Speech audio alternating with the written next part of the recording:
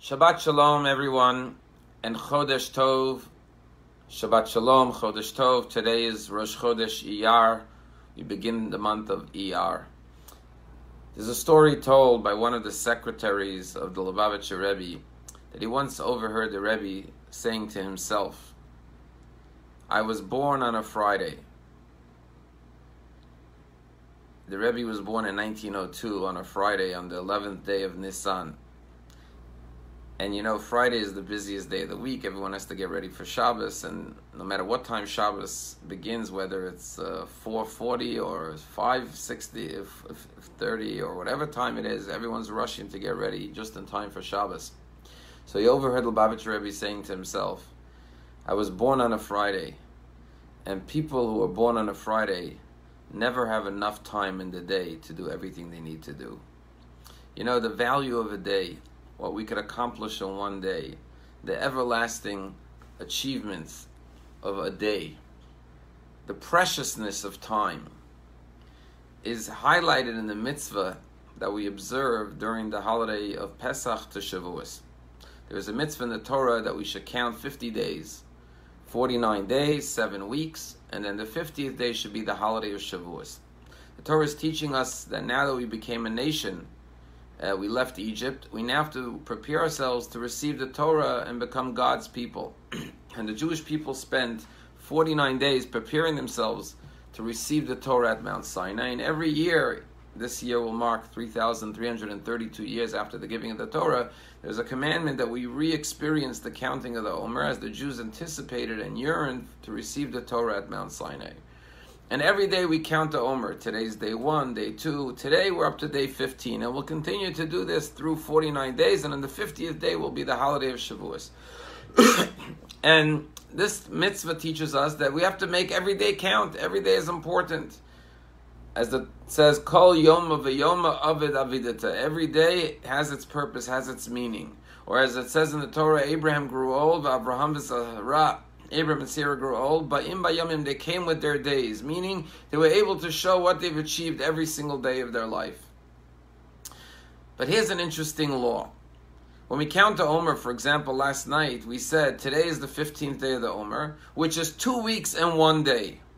Tonight, when we count the Omer, we will say, tonight is the 16th day of the Omer, which is 2 weeks and 2 days. We always count not only the day, but we delineate how many weeks and how many days. And the question is why? I mean, we all know 15 days, that's 2 weeks and 1 day. Everyone knows there's 7 days to a week, and 15 days is 2 weeks and 1 day. Why is the law required that you have to say how many days and how many weeks? And the answer is very simple. It's in the Torah. The Torah, when it talks about the mitzvah of counting the Omer, it says you should count 50 days, Tisperu Chamishim Yom, but it also says Sheva Shavuot Tamimot, 7 full weeks, which is the 49 days till we get to Shavuos. So since the Torah states the command both in the days and in the weeks, Jewish law says, halacha, you have to mention how many days and how many weeks.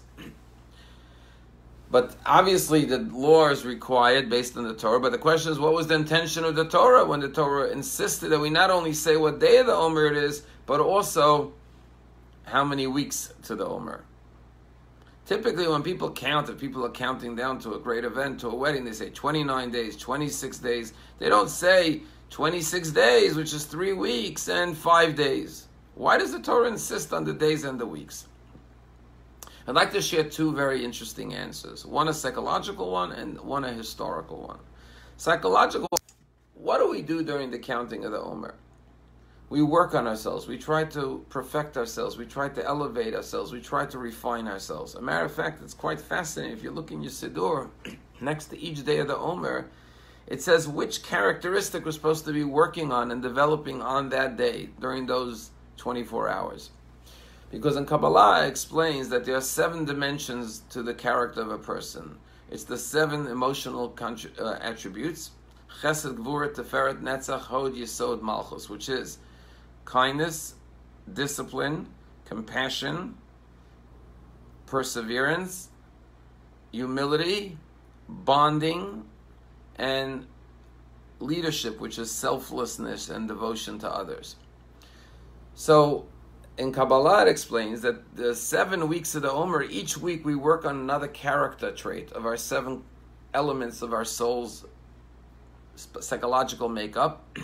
But furthermore, every one of the weeks is divided into 7 days, for each one of the attributes has 7 dimensions to it. So there's kindness of discipline, kindness as it relates to compassion, kindness as it relates to humility, and so on. Each 7 Sefirot has 7 dimensions, which brings us to 49 days.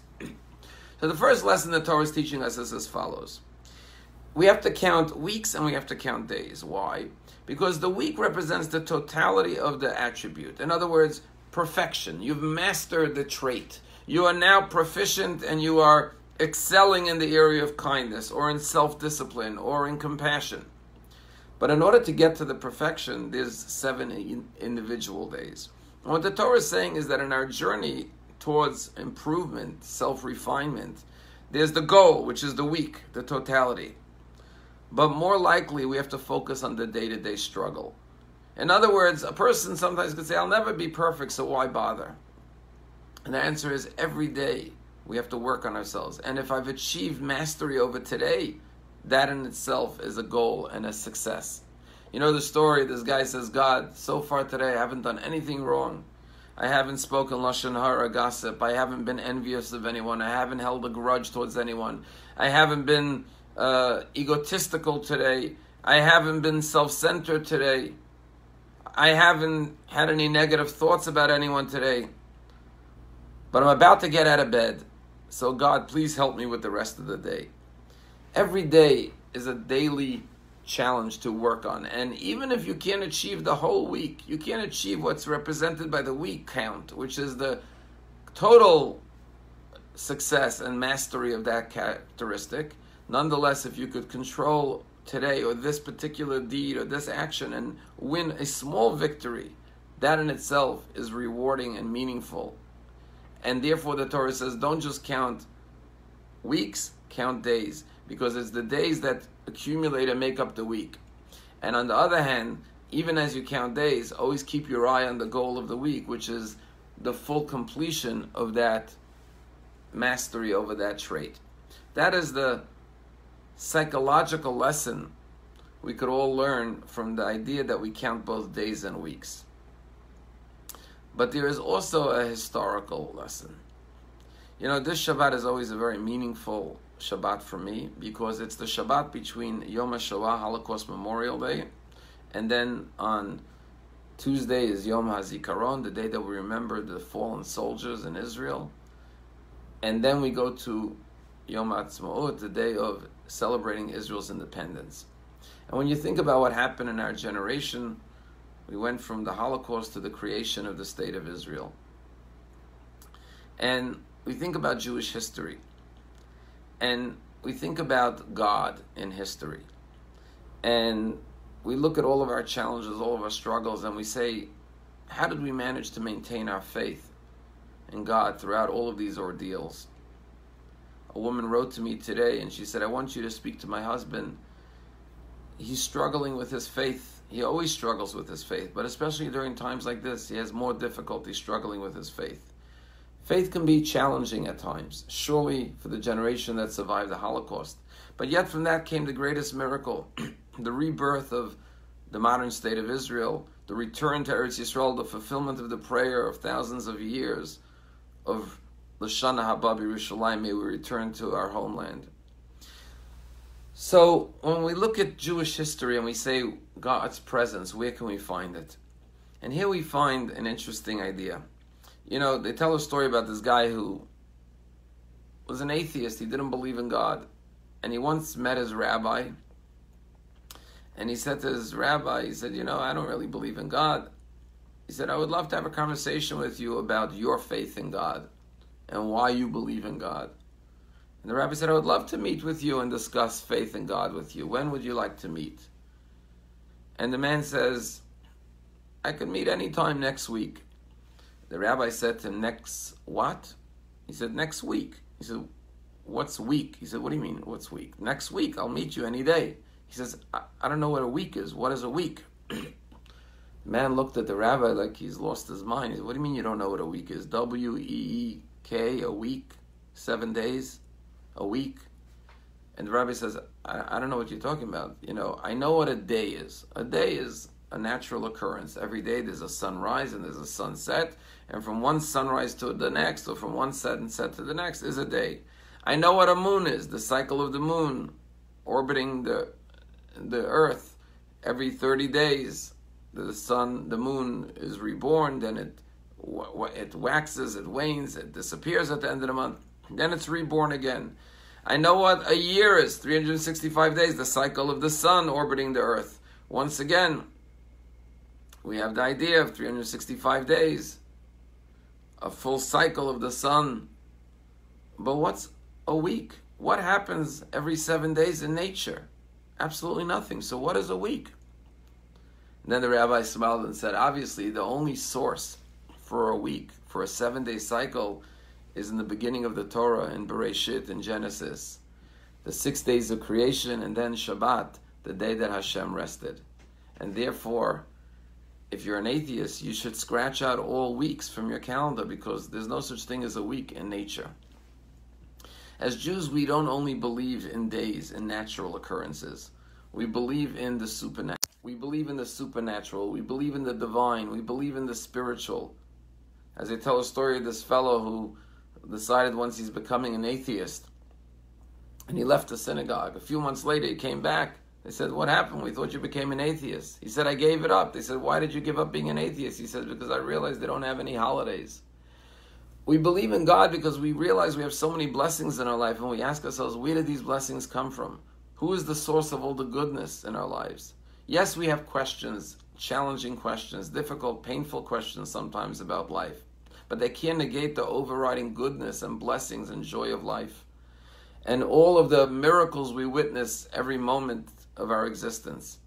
And therefore the Torah says, as a Jew, it's not enough to count days, which represents the natural order of life. You must also count weeks. You also must have faith in that which is beyond the natural, in the supernatural, the spiritual, the divine. And that is the process of the counting of the Omer as we make our way to receive the Torah at Mount Sinai. As we go towards Yom HaZikaron, and here at our shul, we're going to have a very meaningful Zoom Yom HaZikaron on Monday evening at 7 o'clock with members of our own shul, Mark and Harriet Levine, whose son Michael tragically was murdered in the Lebanon war and was one of the first casualties of the 2006 Lebanon war. And we're going to show the film A Hero in Heaven and then speak to his wonderful parents. One of my greatest memories of going to Israel was going to Har Herzl, Mount Herzl on Yom HaZikaron, and there were literally tens of thousands of family members and friends all together in the cemetery, standing around the beloved ones' graves as they recited the Kaddish together and recited prayers of Kel Malay. Such a feeling of camaraderie, of love and unity in Israel. Sadly, this year with social distancing, it will not be the same. But as we go from Yom HaShoah, we remember the greatest tragedy, but at the same time we look at this week and we see the greatest miracle of the rebirth of Israel. We have to recognize that despite the greatest tragedies we've endured, we've rebuilt our nation time and again. We've outlived all our enemies. And how can you possibly explain that a tiny little nation, every other major regime, every generation tried to annihilate us, and all these powerful, mighty empires are gone from the face of the earth, and the tiny little Jewish people continue to survive? There is no other rational explanation except that this is divine, this is miraculous. And here is where we as Jews see the hand of God in our lives, despite the questions and the challenges of faith. We know that we cannot understand God's ways. However, we feel His love and His goodness and His blessings and His special divine protection for the Jewish people. And that's why the Jewish people will always be an eternal nation, because God says so in the Torah. That is the only rational explanation, because God said, you are a people, you are my people. I took you at Mount Sinai, and as God is eternal, you will be eternal. Conclude with the story told by Rabbi Yitzchak David Grossman, the rabbi of Migdal Emek, who has visited our synagogue multiple times from Israel. One of the greatest rabbis in Israel, winner of the Israel Prize. And he tells a story that once he was on a visit to Germany on the anniversary of the Holocaust, and a young German man came over to him with tears in his eyes, and he said, "Rabbi, I need to speak to you for a moment." And the rabbi said, "Sure." He said, "I'm German, and I have something I need to give you." He says, "My father just died a few weeks ago, and on his deathbed, he said to me, 'My son, I am so ashamed of the fact that I participated as a Nazi youth member in the murder of many, many Jews. It is a terrible, terrible pain and blemish on my entire life. And I want to ask God for forgiveness and atone for the terrible sin I've committed.'" And of course we know that you cannot get forgiven for the murder of innocent people. Only the victims could forgive. But this young man said to Rabbi Yitzchak David Grossman, "On my father's deathbed, he told me the following story." He said when he was part of the Hitler Youth, they once ransacked a synagogue and set it on flames. But when they went into the synagogue, they opened the ark and they threw all the Torah scrolls onto the ground. He said, "I bent over and I saw that the Torah scrolls were made of parchment. And in my back pocket, I had my ID card as a Hitler Youth member. And so I took out a knife and I cut a piece of parchment out of the Torah scroll. And I folded it up and made a wallet out of it, out of leather. And I've kept my Hitler Youth card in this leather wallet I made out of the scroll of the Torah." He said, "I've had this with me my whole life. And as part of my atonement and my forgiveness, I'm giving this to you, my son. Please return it to the Jewish people. Find the rabbi and give it to him and tell him I ask for my deep forgiveness for the crime I committed against innocent Jews." And this young man with tears says, I heard the rabbi was coming in commemoration of Holocaust Memorial Day on an anniversary, and so I would like to hand you this wallet for my father, which is made out of the scroll of a Torah, to return it to its rightful owners, to the Jewish people, to take it back with you to the land of Israel. Rabbi Yitzchak David Grossman's hands were shaking as he took the Torah scroll parchment in his hand and immediately kissed it. And then he looked at the Torah scroll to see the letters and the words on the Torah scroll parchment that was cut out. And right before him were the words from Deuteronomy, from Sefer Devarim, from the portion of Nitzavim. And the opening words of the parsha were on this particular piece of parchment. And the words stated, "Atem nitzavim hayom kulchem lifnei Hashem Elokechem." Moshe Rabbeinu is speaking to the Jewish people at the end of his life, and he says, "You will remain standing as an everlasting nation before Almighty God." When Moshe Rabbeinu departs from the Jewish people, he foretells the Jewish people, you will face many trials and many tribulations and many hardships, but you will always remain standing. You will never fall. And as Rabbi Yitzchak David Grossman kissed the parchment with tears in his eyes, he realized how prophetic these words were, especially coming from a Nazi, Yamach Shemo, who tried and did murder many Jews and tried to annihilate the Jewish people. But yet, the Torah scroll parchment was coming back to him and to the Jewish people in the land of Israel as an eternal message. That yes, Jews live in the world of day to day. Day to day means nature, the natural world. But at the same time, we live in the world of the week, the Shavua, the supernatural, that which cannot be explained and even be seen or understood, but it's a force beyond nature. It's a force that comes from the Holy Torah that we received at Mount Sinai, and that is why every year we yearn for the giving of the Torah anew, and we count the days and the weeks to receive the Torah with joy once again. Shabbat Shalom and Chodesh Tov.